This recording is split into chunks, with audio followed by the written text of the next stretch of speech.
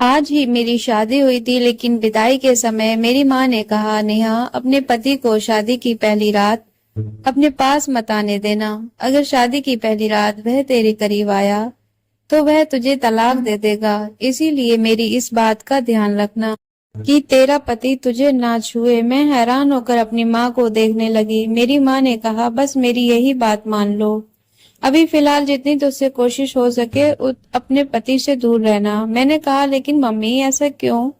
है मेरा पति है और वह क्यों मानेगा? और फिर गौतम ने कितनी जिद के बाद मुझे पाया है, फिर वह भला मेरे करीब क्यों नहीं आएगा? और फिर मेरी माँ ने मुझे ऐसा हकीकत बताई कि मैं कांप कर रह गई। मैंने कहा, माँ आपको ये शादी नहीं करवानी चाहिए थी। आपको कम से कम गौतम की जिंदगी बर्बाद करने से पहले एक बार तो सोचना चाहिए था।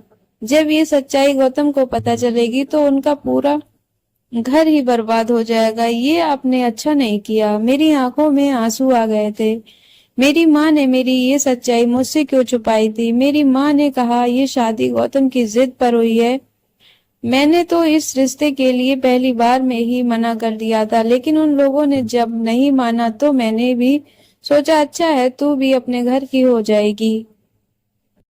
हो सकता है समय गुजरने के साथ साथ तेरी जिंदगी में भी खुशियों के रंग भर जाएं, क्योंकि तू कब तक हमारी दहलीज पर बैठी रहती? मैं क्या करती? उदास मन से ससुराल चली गई। मैंने ऐसा ही किया, पति को करीब न आने दिया। सुहागरात के कमरे में वह बेड पर बैठा मेरे हुस्न का दीदार कर रहा था, और जैसे ही उसने मेरे हाथ छुआ मैंने उसे पीछे की तरफ धकेल दिया। वह हैरान हुआ। मेरा पति गौतम मुझे वजह पूछने लगा तो मैंने रोना धोना मचा दिया, लेकिन मैंने कुछ नहीं बताया। फिर एक दिन मेरे पति गौतम को जब पूरा राज पता चला तो मैं किसी को मुंह दिखाने के काबिल नहीं रही, क्योंकि मैं गौतम के कमरे में बेड पर बैठी थी और वह मेरे सामने बैठा मुझे बड़ी हैरत से देख रहा था। मेरा पूरा शरीर इस समय बुरी तरह से कांप रहा था। मैं पूरी तरह बर्फ की तरह ठंडी पड़ चुकी थी। सामने बैठे मेरे पति को तेज नजरें मुझे अपने शरीर के आर पार होती महसूस हो रही थी। वह कहने लगा, क्या बात है नेहा, क्या ये शादी तुम्हारी मर्जी से नहीं हुई है? मैंने अपनी नजरें उठाई और उसे देखा। मैं अपने आंसुओं को रोकने की कोशिश कर रही थी।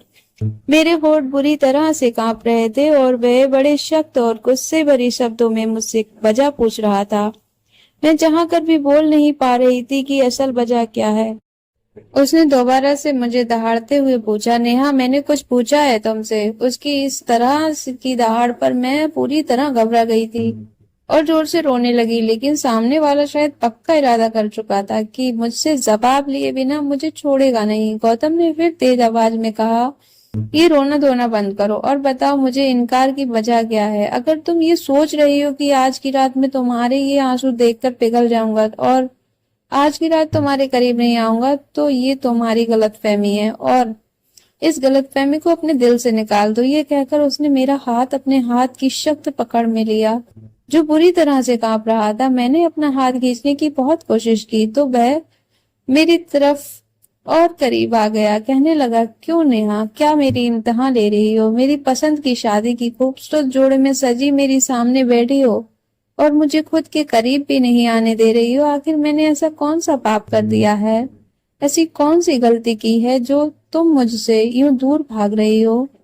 आज हमारी शादी की पहली रात है। इस शादी को लेकर लड़के लड़की दिल में कितने अरमान होते हैं, और तुम आज की रात मुझे खुद के करीब क्यों नहीं आने दे रही हो?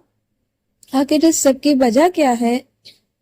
मुझे कम से कम वजह तो बताओ। हो सकता है मैं तुम्हारी मुश्किल को हल कर दूं। मैं फरिश्ता नहीं हूं नेहा। जो लड़की में मेरे लिए हर तरह से जायज हो चुकी है उसे यूं सजा सबरा बस देखकर अपना जी जलाता रहूं। मैं बड़ी मुश्किल से ये समय काट रही थी। हर रोज तुम्हारी संगत के सपने देखे। धीरे धीरे गौतम के कहने का अंदाज नशीला होने लगा था। वह मेरे चेहरे पर झूलते बालों को बड़ी प्यार से देख रहा था और मेरे दिल धड़कना भूल गया था। जितना वह आज बेताब नजर आ रहा था, मेरे लिए उसे रोकना और भी कठिन इम्तिहान बनता जा रहा था। लेकिन मैं मजबूर थी। जो राज मेरी माँ ने मुझे बताया था, अगर मेरा वह राज गौतम जान जाता तो मेरी जान ले लेता, मुझे तलाक दे देता। गौतम ने मुझे सोने की चैन दिखाई जिसे पहनाते हुए उसकी उंगलियां बेखुद से मेरे गले पर रेंगने लगी थी। एक करंट था जो मेरे पूरे शरीर में लग गया। मैंने झट से उसका हाथ पीछे झटक दिया और खुद भी पीछे हट गई। मैंने कहा, प्लीज गौतम, मेरी बात को समझने की कोशिश करो। गौतम ने कहा, मुझे बस 1 महीने का समय दे दो। मैंने विनती करते हुए कहा, लेकिन गौतम पर तो नशा सवार था। वह कुछ भी सुनने के मूड में नहीं था। कहने लगा, वजह बताओ मुझे, वरना मैं जबरदस्ती पर उतर आऊंगा।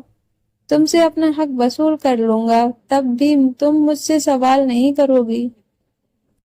वो भी शायद ठान कर बैठा था कि मेरी बात नहीं मानेगा, लेकिन गौतम की इतनी नजदीकियां मेरे लिए कौन सी नई आजमाइश लाने वाली थी, वह मैं नहीं जानती थी। लेकिन मैं उसे रोक नहीं सकती थी। जैसे जैसे वह मेरे करीब बढ़ रहा था, मेरी हालत खराब होने लगी थी। मैं इस कदर बदमाश और परेशान थी कि वही बेहोश होकर बेड पर गिर गई। मेरे कानों में गौतम की आवाज गूंज रही थी। वह मुझे नेहा नेहा पुकार रहा था, मुझे बाजू से हिलाते हुए जा रहा था। शायद उसे अंदाजा नहीं था कि मैं होशो हवास खो बैठूंगी। शायद मैं होश से बेगाना हो रही थी, या फिर उन दवाओं का असर था जो फेरों के बाद अपनी माँ की बातें सुनकर मैं खाई थी। जो खुलासा मेरी माँ ने मुझ पर किया था, मैं चाहकर भी अपने पति को अपने करीब नहीं आने दे सकती थी। ये भी नहीं था कि मेरी जिंदगी में कोई दूसरा मर्द था। मुझे गौतम बेहद पसंद था। ये बात भी नहीं थी कि अतीत में मेरा साथ कोई ऐसा हादसा पेश आया था कि मुझे इस राज को खुल जाने का डर था। ऐसा कुछ नहीं था, लेकिन जो समस्या मेरे साथ थी वह शायद किसी लड़की के साथ हो। खैर, जब मुझे होश आया तो मैं हॉस्टल में कमरे में थी। मेरी सास और गौतम मेरे पास परेशान खड़े थे। मेरी सास मुझसे मेरी खैरियत पूछ रही थी। लेडी डॉक्टर ने कहा कि अब ये बिल्कुल ठीक है, आप इन्हें घर ले जा सकते हैं। कुछ देर में हम घर आ गए। मेरी सास मुझे आराम करने को कहकर मेरे कमरे में छोड़कर चली गई। मैं अपने बेड पर लेट गई। घर पर अब भी मेहमान मौजूद थे। शादी वाला घर था, मेहमानों का होना तो कोई बड़ी बात नहीं थी। मुझे गौतम के दोस्तों की बातों की आवाज आ रही थी, जो गौतम से मजाक कर रहे थे कि एक रात में ऐसा भी तुमने अपनी पत्नी के साथ क्या कर दिया। बेचारी बेहोश हो गई। अरे नाजुक सी लड़की थी, प्यार मोहब्बत से काम लेना चाहिए था, और तुमने तो एक उस नाजुक से फूल को मसल कर रख दिया। लोगों को तो बातें बनाने का मौका मिल गया था। पता नहीं सब लोग क्या समझ रहे थे। मुझे अपने अंदर शर्मिंदगी सी महसूस हो रही थी। मेरी वजह से गौतम सबके सामने शर्मिंदगी उठा रहा था। कोई कह रहा था, 4 दिन अब कमरे की तरफ भी मत जाना। कोई मेरी सास से कह रहा था, आप खुद दुल्हन के पास रहिए। गौतम की शक्ल देखकर कहीं दुल्हन फिर से बेहोश ना हो जाए। हंसी और ठहाकों की आवाज मुझे अपनी नजरें ही में गिरा रही थी, लेकिन मैं भी मजबूर थी। अगर असल वजह अपने पति को बता देती तो तलाक देकर वह मुझे धक्के मारकर अपने घर से बाहर निकाल देता। अगर कुछ भी ना बताती तो संबंध बनाने के कुछ ही महीनों बाद वह जान जाता। मैं किस मोड़ पर आकर खड़ी हो गई थी। कुछ दिन तक मेरी सास ही मेरे पास आती रही, मुझे खाना भी खिलाती रही। बहुत ही नरम दिल और औरत थी, बहुत ही अच्छी और मोहब्बत करने वाली। धीरे धीरे सारे मेहमान भी जा चुके थे। मेरी तबीयत भी अब सुधर चुकी थी, इसीलिए मैंने खुद ही किचन के काम को संभाल लिया। हालांकि मेरी सास ने मुझे मना किया था। गौतम बहुत चुपचाप सा रहता था। खाने के बीच भी मुझे शिकवा भरी नजरों से देखता रहता। मेरी ससुराल में बस मेरी सास और मेरे पति ही रहते थे। गौतम मेरी सास की इकलौती औलाद था। वैसे तो सब मेहमान जा चुके थे, लेकिन मेरी सास ने अपनी दोस्त और उसकी बेटी को अपने पास ही रोक लिया था। मेरी सास के दोस्त की बेटी मेरी ही उम्र की थी। उसकी बीए के पेपर हो चुके थे, इसलिए माँ बेटी ने महीने भर यहीं रहने का प्लान बनाया हुआ था।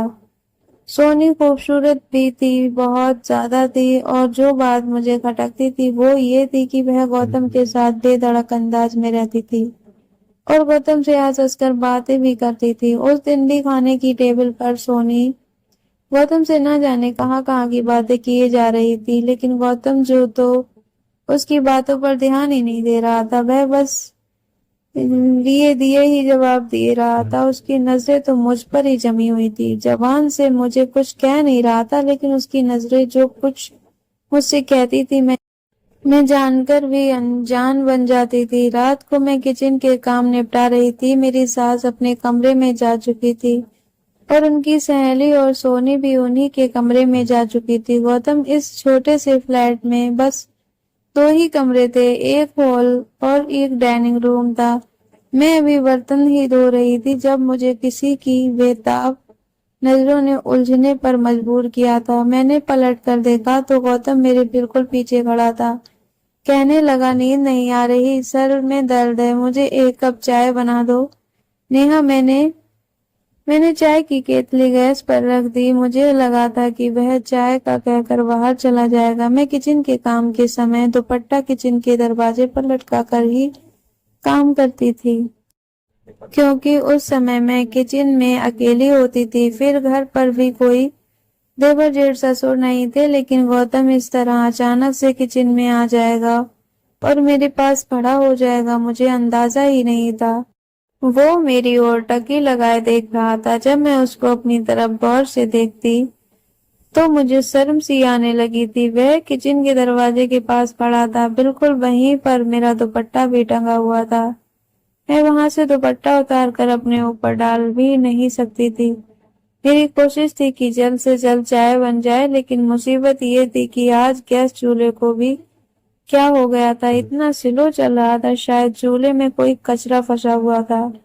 इतना स्लो चलता तो 15-20 मिनट चाय बनने में लग जाते और 20 से 15 मिनट यूं ही खड़े रहना मेरे लिए मुश्किल हो रहा था। मैं बार बार गौतम की नजरों से उलझ रही थी। दिल की धड़कनें मेरे काबू से बाहर थी। तभी अचानक मुझे गौतम की आवाज अपने कानों में सुनाई दी। गौतम कह रहा था, नेहा, तुम्हारे बाल कितने लंबे और खूबसूरत हैं। मैंने तो आज गौर किया है। वह थोड़ा सा और मेरी तरफ बढ़ चुका था। किचन छोटा था, इसलिए वह मेरे बहुत ही करीब पहुंच चुका था। मैं उस समय बहुत नर्वस हो रही थी। वह बिल्कुल मेरे सामने आकर खड़ा हो गया, मेरे चेहरे को गौर से देखने लगा। वह बोला, जानती हो, मैंने जब तुम्हें पहली बार अपने दोस्त की शादी में देखा था, तुम्हारी मुस्कुराहट से तुम्हारे चेहरे पर पड़ने वाले डिंपल ने मेरा दिल ही मुझसे छीन लिया था। मैं जब तक उस शादी के फंक्शन में मौजूद रहा, मेरी नजर लगातार तुम पर थी। बस वही अपना दिल तुम पर हारा कि जब तक रिश्ता पक्का ना हो गया, मेरे को सुकून नहीं मिला। ये कहते हुए वह मेरे और करीब आ गया था। मैं पीछे शेल्फ से जा लगी थी। गौतम, प्लीज हटो, मुझे अपना दुपट्टा लेना है। मैंने अपने माथे पर आए हुए पसीनों को साफ किया था। गौतम ने कहा, क्यों, यहाँ कोई गैर है क्या जिससे तुम्हें अपने आप को छुपाना है? पति पत्नी तो वैसे भी एक दूसरे के होते हैं। गौतम मुझसे और भी करीब हो गया था और मुझे कमर से पकड़ लिया और अपने होठ मेरी गर्दन पर रख दिए। उसकी गर्म गर्म सांसों से मैं पिघलने लगी थी। मेरी हालत अब और भी ज्यादा खराब होने लगी थी। इससे पहले कि वह मेरे चेहरे को अपने हाथों में लेता, मैंने उसे पीछे धक्का दिया और किचन से बाहर निकल गई। तेजी से अपने कमरे में जाकर दरवाजा बंद कर लिया। मैं कैसे गौतम की बढ़ती हुई बेकरारी को रोक सकती थी? वह पति था मेरा, मुझसे मोहब्बत करता था। उसने अपने दोस्त की शादी में मुझे पसंद कर लिया था और मेरे घर रिश्ता भेज दिया था। मेरी माँ ने पहले इस रिश्ते के लिए मना कर दिया था और जब तक ये रिश्ता पक्का नहीं हो गया, उसने हमारे घर की दहलीज नहीं छोड़ी थी। वह न जाने कब से मेरे इंतजार में था और जब आज मैं उसकी पत्नी बनकर उसके घर में मौजूद थी तो वह मुझे जी भरकर प्यार भी नहीं कर सकता था, क्योंकि मैंने उसे इजाजत नहीं दी थी। वह अपनी जगह सही था, लेकिन जिस मुश्किल में फंस चुकी थी वह मेरे लिए एक मुसीबत बन गई थी। टेंशन के कारण मैं रोने लगी थी। पत्थर की तो मैं भी नहीं थी, एक नेचुरल सा रिश्ता था। जितनी मोहब्बत और संगत की तड़प गौतम को थी, मैं भी उसकी संगत के लिए तड़प रही थी। जी चाहता था कि उसकी मजबूत बाहों में समा कर दुनिया के सारे गमों को भुला दूं, लेकिन बस मेरी मजबूरी मेरे आड़े आ जाती थी। रोते रोते पता नहीं कब मेरी आंख लग गई थी। सुबह जब मैं उठी तो गौतम ऑफिस जा चुका था। मैंने अपनी सास से गौतम की इतनी जल्दी ऑफिस जाने की वजह पूछी तो मेरी सास ने कहा, पता नहीं, कह रहा था ऑफिस में कुछ जरूरी काम है। मुझे याद आया, मैंने तो रात भर अपना कमरा अंदर से लॉक रखा था। शायद गौतम वहीं हॉल में सोफे पर ही सो गया होगा। उसके कपड़े और बैग वगैरह भी तो कमरे में ही थे। मैं समझ गई गौतम ऑफिस नहीं गया, बल्कि वह घर से कहीं चला गया है। अब मुझे गौतम की चिंता होने लगी। पता नहीं वह कहाँ चला गया होगा।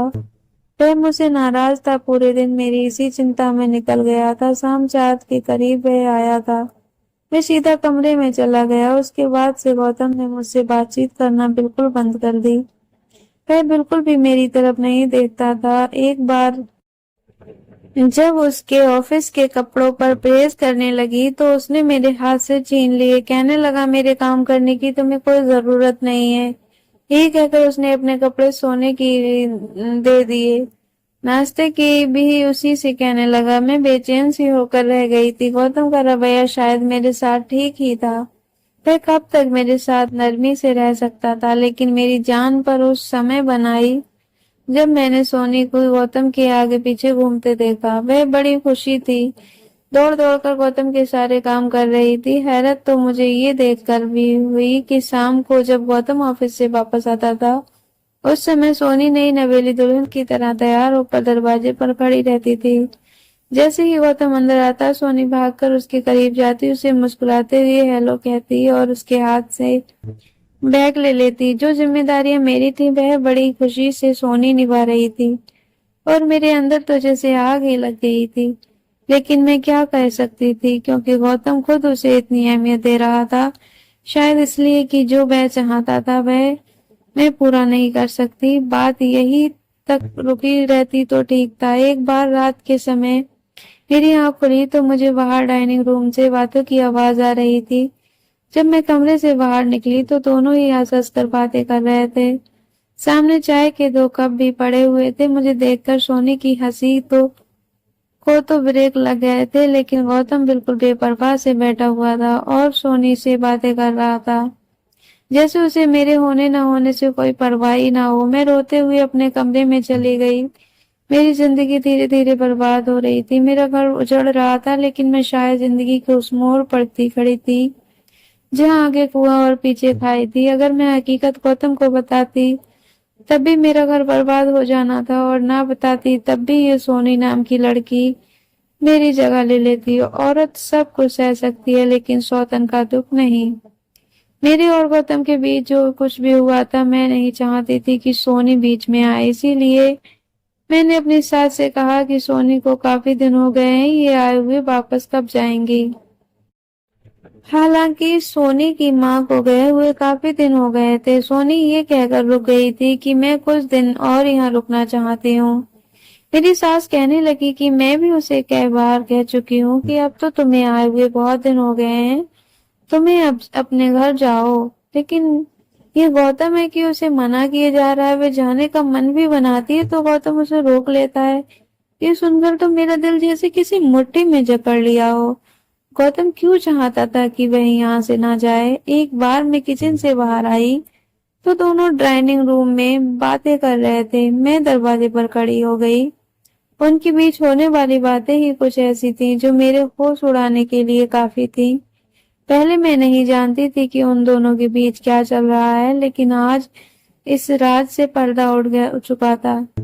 मैं तो इस गलतफहमी में जी रही थी कि गौतम मुझसे मोहब्बत करता है, लेकिन हकीकत तो शायद कुछ और थी।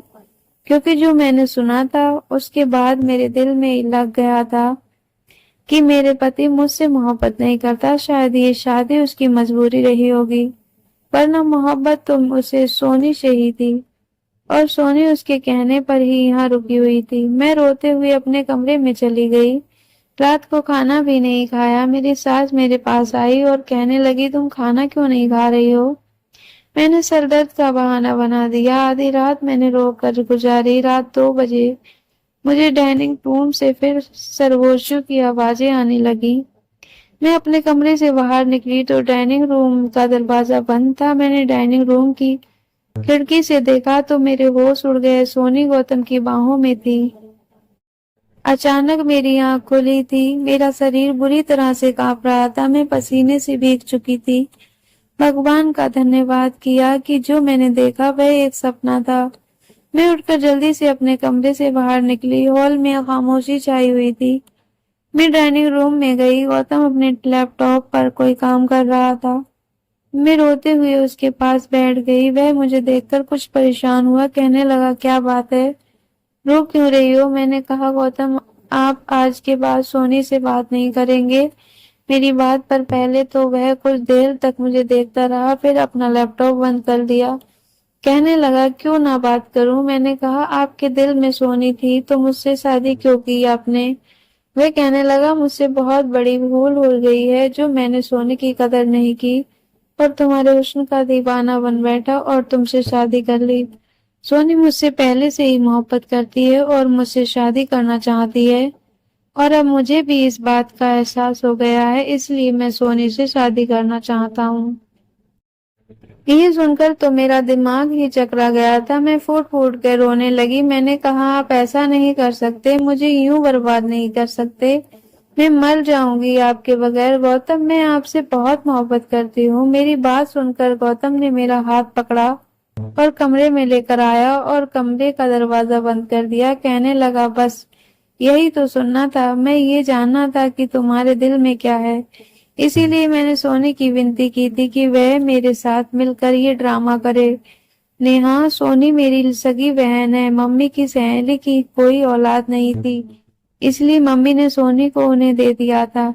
ये बात मेरे लिए एक नया खुलासा थी।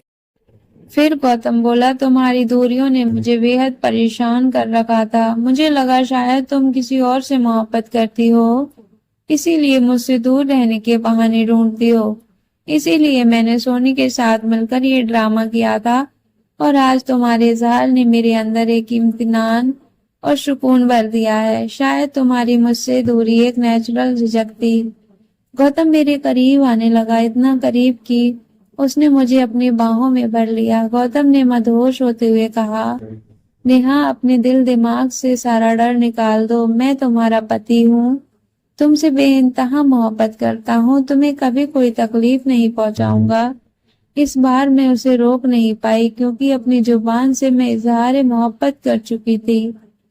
पूरी रात मेरा डर में गुजरी थी कि जिस दिन मेरा सच गौतम को पता चल गया, वह दिन भर मेरा इस घर में आखिरी दिन होगा। खैर, मेरी संगत पाकर गौतम के बेहद खुश था।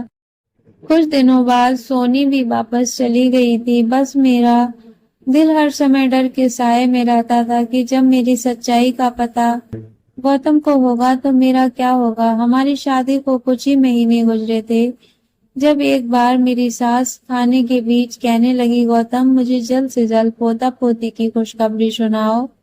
तुम मेरी इकलौती औलाद हो और मैं चाहती हूँ कि जल्द से जल्द दादी बन जाऊं। इस सोने आंगन में एक छोटे से बच्चे की किलकारियां गूंजे। ये सुनते ही मेरे हाथ से प्लेट गिर गई। मैंने जल्दी से प्लेट उठाई। गौतम ने मेरी तरफ देखकर कहा, क्या बात है नेहा, तुम इतनी परेशान क्यों हो रही हो? मैं उसे क्या जवाब देती, मेरी तो भूख ही मिट चुकी थी। फिर गौतम ने मुस्कुराते हुए अपनी माँ को तसल्ली दी, माँ, अभी इतनी भी जल्दी क्या है, आपको ये खुशखबरी भी जल्दी ही मिल जाएगी। लेकिन मेरी सास, वो तो बहुत ही जल्दी थी और शायद उनकी ये जल्दबाजी स्वाभाविक भी थी। उनके दो ही बच्चे थे। सोनी की उन्होंने अपनी सहेली को दिया था। उनके पास सिर्फ गौतम था। ना जाने कितने वर्षों से ये घर सूना पड़ा हुआ था, इसलिए उन्हें बच्चों की बहुत ज्यादा जल्दी थी। अपनी माँ के बार बार कहने पर गौतम मुझे एक लेडी डॉक्टर के पास ले गया। उसने बहुत ही टेस्ट लिख कर दिए थे। मेरा दिल बेहद बेचैन था। जो भी हो रहा था अच्छा नहीं हो रहा था। मैंने डरते डरते गौतम से कहा, मम्मी को इतनी भी क्या जल्दी है बच्चों की? गौतम ने तो मेरे हाथ थाम कर बोला, नेहा, बच्चे तो मुझे भी बहुत पसंद हैं, तो मैं चाहता हूँ भगवान मुझे एक ही बार में दो बच्चे दे दे। गौतम की बातें मेरे दिल दहलाने के लिए काफी थी। जो हकीकत मेरी माँ ने मुझे बताई थी, मैं जानती थी कि मैं इस खुशी को गौतम को नहीं दे सकती और जिस दिन मैं ये बात गौतम को पता चली, वह दिन मेरे इस घर में आखिरी दिन होगा। फिर मुझे कभी भी सच्चाई के साथ स्वीकार नहीं करेगा। फिर वह समय भी आ गया था जिस दिन मेरा अल्ट्रासाउंड हुआ। उस दिन मेरी रूह जैसे मेरे शरीर से निकल रही थी। जिस तरह से अल्ट्रासाउंड करने वाली बार बार मेरे चेहरे की तरफ देखती तो कभी अल्ट्रासाउंड की स्क्रीन की तरफ, तो मेरी जान जाती हुई महसूस हो रही थी। मेरी आंखों से आंसू बहने लगे। मैंने डॉक्टर से विनती की वह मेरे बारे में मेरे पति को कुछ ना कहे, लेकिन वह कहने लगी, ये कैसी बात कर रही हो, हमें ये ऑर्डर नहीं है, और वैसे भी अगर मैं नहीं बताऊंगी तो कोई अल्ट्रासाउंड करने वाला बता देगा। ये बात ज्यादा दिनों तक छुपी नहीं रह सकती। भलाई इसी में है कि आप अपने पति को खुद ही सच्चाई बता दें। मैं उससे विनती करने लगी कि मेरा घर टूट जाएगा, लेकिन शायद मेरी किस्मत ही खराब थी। मेरी रिपोर्ट गौतम तक पहुंच गई। जैसे ही लेडी डॉक्टर ने वह रिपोर्ट देखी तो मुझे हैरत से देखने लगी, और उसने मेरी रिपोर्ट को सारी सच्चाई गौतम को बता दी। और मैं यूं ही थी कि पत्थर की तरह कुर्सी पर बैठी हुई थी। मेरा सच गौतम को पता चल चुका था। गौतम के बदलते हाव भाव और बदलती रंगत मेरी जान निकाल रही थी। ढल जाते ही मेरी सास ने गौतम से मेरी रिपोर्ट के बारे में पूछने लगी, तो गौतम कहने लगा, अभी डॉक्टर ने कुछ बताया नहीं है। ये सुनकर मुझे थोड़ी राहत मिली, क्योंकि अगर मेरी सास को पता चल जाती तो उसी वक्त मेरा हाथ पकड़कर मुझे घर से निकाल देती। मैं चुपचाप अपने कमरे में चली गई थी। उस समय मेरी बेचैनी अपने चरम सीमा पर थी। मेरी जान निकली हुई थी। गौतम न जाने कमरे में आकर मुझे कौन सी सजा सुनाने वाला था। गौतम जब कमरे में आया तो उसकी आंखें लाल थी। मेरा दिल था कि धड़कना भूल गया था। मेरे आंसू बह रहे थे। वह मेरे पास आकर बैठ गया। कुछ देर मुझे खामोशी से देखता रहा। उसने जुबान से तो कुछ नहीं कहा, लेकिन नजरों से जैसे बहुत कुछ कह रहा था। इतनी बड़ी बात मुझसे क्यों छुपाई? मैं बस लगातार आंसू बहा रही थी। मैंने खुद की तकदीर के हवाले कर दिया था। थोड़ी देर बाद गौतम कहने लगा, बस एक बात बता दो नेहा, क्या तुम ये बात पहले से जानती थी? मैंने ना में सर हिला दिया। मैंने कहा, मेरी माँ ने मुझे शादी की रात फेरे से कुछ देर पहले ये कहा था। ये वजह मैंने ना में सिर हिला दिया। मैंने कहा, मेरी माँ ने मुझे शादी की रात फेरों से कुछ देर पहले ही ये बात बताई थी। यही वजह थी कि मैं आपको अपने करीब आने से रोक रही थी, ताकि आप ये सच जानकर मुझे तलाक ना दे दो। ये कहकर मैं रोने लगी। वह कहने लगा, तुमने अच्छा नहीं किया नेहा। तुम जानती थी कि मैं इकलौता हूँ, मेरी माँ की औलाद चाहिए। तुम्हारी माँ अगर सच्चाई जानती थी तो उन्होंने हमें अंधेरे में रखकर गलत किया है। ये कहकर गौतम कमरे से बाहर चला गया। पूरी रात वह कमरे में नहीं आया था। मेरी माँ ने मुझे शादी की रात रोते हुए यही तो बताए थे कि मेरे अंदर जन्म से ही बच्चेदानी मौजूद ना थी। मैं कभी भी माँ नहीं बन सकती थी। 14-15 साल की हुई तो मुझे पीरियड नहीं आए थे। मेरी माँ को भी चिंता हुई थी। मैं 16 साल की भी हो गई थी, लेकिन पीरियड नहीं आए थे। फिर वह मुझसे एक लेडी डॉक्टर के पास लेकर गई थी, जहां मेरा अल्ट्रासाउंड हुआ था। लेकिन मेरी माँ ने उस समय मुझसे मेरी ये हकीकत छुपा ली थी। उन्होंने यही कहा था कि तुम्हारे अंदर थोड़ी सी कमी है, जो समय के साथ ठीक हो जाएगी और तुम नॉर्मल हो जाओगी। मैं भी इस बात को भूल गई थी और अपनी जिंदगी में मगन हो गई थी। लेकिन शादी की रात फेरों से ठीक पहले मेरी माँ ने मुझे ये सच्चाई बताई थी।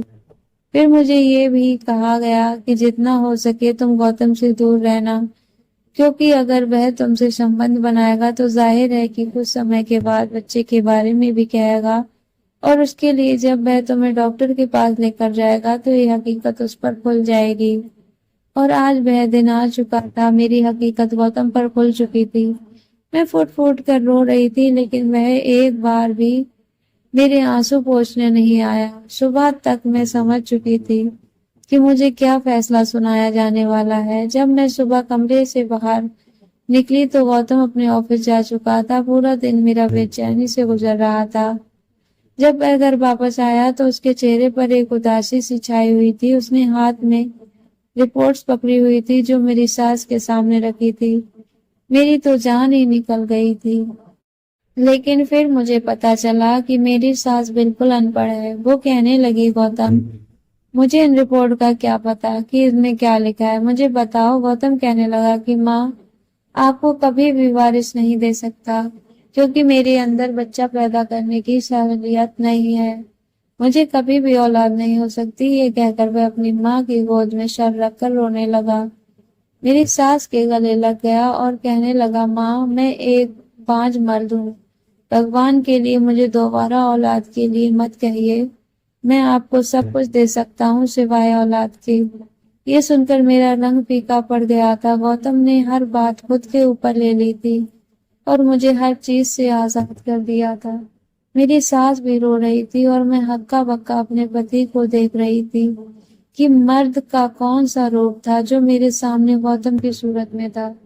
मेरी सास ने जब खूब सारे आंसू बहा लिए तो कहने लगी, कोई बात नहीं गौतम, तू अनाथ आश्रम से कोई बच्चा ले लेना और हम उसे अपना समझकर पाल लेंगे, लेकिन तुम अपना दिल दुखी मत करो। मैं कभी तुम्हें दोबारा औलाद के लिए नहीं कहूंगी। कमरे में आकर गौतम बेड पर बेजान सा होकर लेट गया था। मैं उसके पास बैठ गई, उसके पैर पकड़ लिए। मैं रोने लगी। मैंने कहा कि आपने ये क्या किया? मेरी कमी को अपने सिर ले लिया। उसने मुझे बाजू से पकड़ा और अपने पास बिठाया। कहने लगा कि पति पत्नी एक दूसरे का अंग होते हैं, पर हमारा रिश्ता शरीर के साथ साथ हमारे अंदर की कमियों को भी छुपा लेता है। तुम मेरी ही हो नेहा। तुम्हारा ऐब मेरा ऐब है, तुम्हारी कमी मेरी कमी है और तुम्हारी खूबी मेरी खूबी है। मैं ये नहीं कहता कि सब मेरे लिए आसान था, लेकिन मैं तुम्हें भी नहीं छोड़ सकता था। इस सब में तुम्हारे कोई कसूर नहीं है। ये कहकर गौतम ने मुझे अपने सीने से लगा लिया। मैं दुनिया की सबसे खुशनसीब औरत हूँ जिसे गौतम जैसे पति मिला। आज हमारी शादी को 5 साल गुजर चुके हैं। सोनी की भी शादी हो चुकी है। उसने 2 जुड़वा बेटों को जन्म दिया था। एक बेटी सोनी ने मुझे और गौतम को दे दी। मैंने खुशी खुशी सोनी की बेटी को अपना लिया था। अब गौतम, मैं और मेरी सास बहुत खुश हैं। उस बच्चे को पाकर ऐसा लगता है जैसे हमारा परिवार अब पूरा हो चुका हो। तो दोस्तों, कहानी कैसी लगी कमेंट करके जरूर बताइए। अपने दोस्तों में शेयर कीजिएगा। वीडियो को लाइक कीजिएगा। चैनल को अभी तक सब्सक्राइब नहीं किया है तो चैनल को सब्सक्राइब कर लीजिएगा। मिलते हैं नेक्स्ट वीडियो में। तब तक के लिए अपना ख्याल रखिए। Thanks for watching.